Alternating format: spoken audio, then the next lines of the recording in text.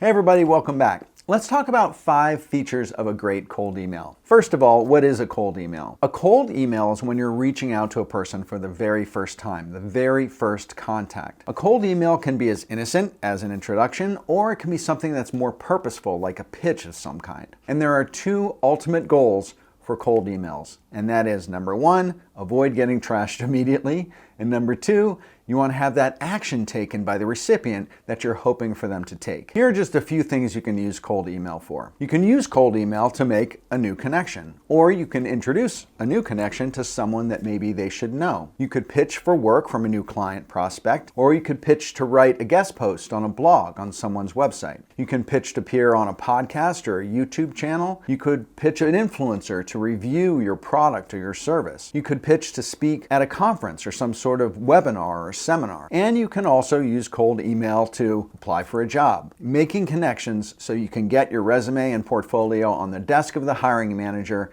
and not HR's. Now, I've sent and received a lot of cold emails in my career, and here's some of the things that I've learned. First of all, good cold emails can really work well for getting what you want, but you can really recognize a bad cold email in just the first few sentences, sometimes even the first few words. A bad cold email can do irreparable damage to a potential future relationship. Writing good cold emails takes a little time and effort and research, but I tell you, it's absolutely worth the effort. Success with cold email doesn't happen by accident. It is a purposeful act. Now let's jump into the 5 features of a great cold email. Number 1, personalization. No one likes a generic opening like hey or hi. Even using the auto first name personalization feature of your email service provider is better. Hey Bill, it just means that you've taken the time to really acknowledge who they really are. But really, personal touches are what turns cold emails into success. Here are a few ideas. You tell them what you thought of an article or a post that they recently made on social media. You may mention a podcast they were on,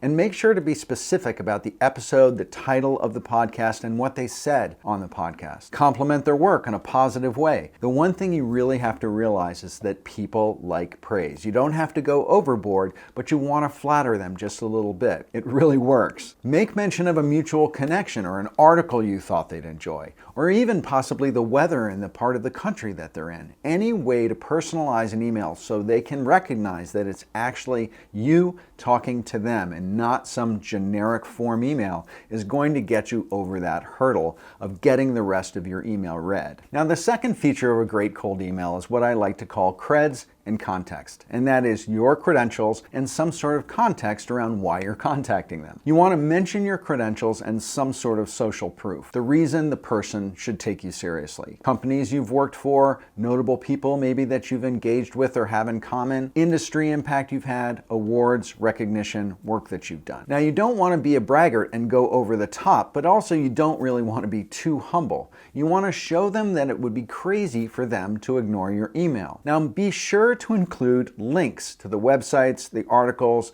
the podcasts, the videos, the posts, whatever it is that you're pitching for or talking about. I can't tell you how many pitches I get in the mail where people are wanting me to come on their podcast and they don't even include a link to the podcast. It makes it really difficult for me to check out the podcast or to evaluate the offer if I have to do any work. So you want to make it really easy for the person who's reading the email to evaluate what it is that you're offering or pitching or talking about. Now, the third feature of a great cold email is creating value. My number 1 foundational rule is create value to receive value. If you create value for the person that you're emailing, they're much more likely to engage with you. What is it that you are offering that solves a problem for them? I'll give you an example. What if you wrote, I imagine it's really hard keeping up a stream of high quality guests booked for a podcast like yours. I'm going to help you in your search by making this a no-brainer for you. Or here's another example. What if you wrote, posting consistently on social media is a real time suck for your business, and it always seems to fall through the cracks, right? I've attached a PDF of a cool 5-point checklist for social media posting that I thought you'd really like. Now, what can you do that's going to save them time and reduce their stress? It can be small, but something small goes a long way to establishing a connection and getting them to consider your offer. Now, the fourth feature of a great cold email is a specific CTA. Every great cold email has a very clear call to action. It has to be specific and it has to be succinct. And it's also got to be really easy to find and to understand what the ask is, what you're trying to get them to do. Here's an example. What if you wrote, "Are you free on Tuesday at 2 o'clock Eastern Standard Time for a quick 15-minute Zoom so I can answer any questions you might have about what I'm talking about?" You want to make sure that you're using hard returns and short sentences and using a lot of spacing in your email because you want to make it easy for them to read and also for them to find what that ask is. It might be helpful also to underline it or to even bold it. One more idea and suggestion I have for you is to use scheduling software like Calendly. This is critical for making it easy for people to schedule a meeting with you without the usual back and forth email tag, which is such a nightmare when you are getting a lot of pitches. And finally, you want to make sure that you're acting confident but not overly pushy in what you're asking them to do. And number 5 is keep it brief. If you're sending a cold email to someone,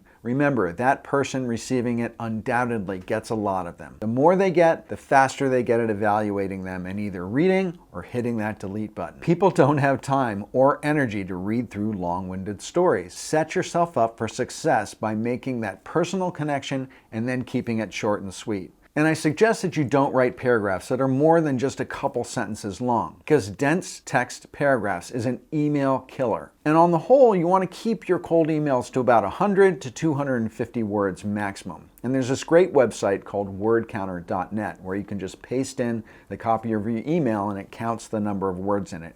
It gives you an idea of what's too little and what may be too much. So that's it. I hope you liked this video on 5 features of a great cold email. And if you did like it, make sure you hit subscribe below and bang that notifications bell. And if you need help with your brand strategy, your brand design, or your professional creative career, reach out to me at philipvandusen.com and let's see what we can do to take you to the next level. And with that, thanks again for watching. Bye for now.